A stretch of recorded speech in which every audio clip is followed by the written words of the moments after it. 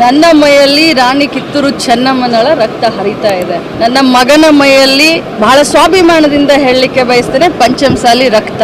ಆದ್ರೆ ನಾವು ಬಸವಣ್ಣನವರ ತತ್ವವನ್ನ ನಂಬಿದಂತವ್ರು. ಲಕ್ಷ್ಮೀ ಹೊಟ್ಟಿವೇಳಿ ಅವರು ವೀರಶೈವ ಲಿಂಗಾಯತ ಪಂಚಮಸಾಲಿ. ರವೀಂದ್ರ ಹೆಬ್ಬಾಳ್ಕರ್ ಅವರು ವೀರಶೈವ ಲಿಂಗಾಯತ ಬನಜ್ಗ. ಒಂದು ವೇಳೆ ಮದುವೆ ಆದ್ಮೇಲೆ ಗಂಡನ ಸರ್ನೇಮು ಮತ್ತು ಗಂಡನ ಕಮ್ಯುನಿಟಿ ಬರ್ತಾ ಇದೆ. ಅವಾಗ ಮೃಣಾಲ್ ರವೀಂದ್ರ ಹೆಬ್ಬಾಳ್ಕರ್ ಅವರು ತಂದೆಯ ಕಮ್ಯುನಿಟಿನಲ್ಲಿ ಬರ್ತಾ ಇರೋದ್ರಿಂದ ಅವ್ರಿಗೆ ಬಹಳ ಸ್ಪಷ್ಟವಾಗಿ ಅನಿಸ್ತದೆ ಅವರು ವೀರಶೈವ ಲಿಂಗಾಯತ ಬನಜ್ಗ. ಅದ್ರ ಸಲುವಾಗಿ ಅವ್ರು ಪದೇ ಪದೇ ಇದನ್ನು ಬೆಂತಟ್ಟು ಹೇಳುವಂಥದ್ದು ಹೋಟಿನ ಆಸೆ ಸಲುವಾಗಿ ಮಾಡ್ತಾ ಇದ್ದಾರೆ. ಅದು ದಯವಿಟ್ಟು ಅದನ್ನು ರಿಪೀಟ್ ಮಾಡಬಾರ್ದು. ಲಕ್ಷ್ಮೀ ಹೆಬ್ಬಾಳ್ಕರ್ ಅವರು ಮೀಸಲಾತಿ ಚಳವಳಿಯಲ್ಲಿ ತಮ್ಮನ್ನು ತಾವು ತೋರಿಸ್ಕೊಂಡಿದ್ರು.